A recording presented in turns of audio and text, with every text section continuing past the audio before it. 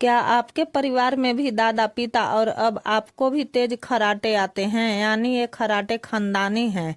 दरअसल हमारे गले या जबड़े की बनावट ऐसी होती है कि सोते समय हवा का रास्ता रुक जाता है, लेकिन इसका भी पक्का इलाज है। पहला उपाय, कभी भी पीठ के बल सीधे न सोएं। हमेशा बाईं करवट लेकर सोएं और साधारण तकिए की जगह वेज पिलो का इस्तेमाल करें, जिससे सिर ऊंचा रहे। दूसरा, डेंटिस्ट से मिलकर एंटी स्नोरिंग माउथपीस बनवाएं।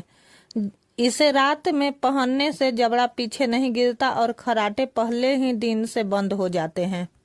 अगर समस्या बहुत गंभीर है तो डॉक्टर की सलाह से स्लीप स्टडी जरूर करवाएं।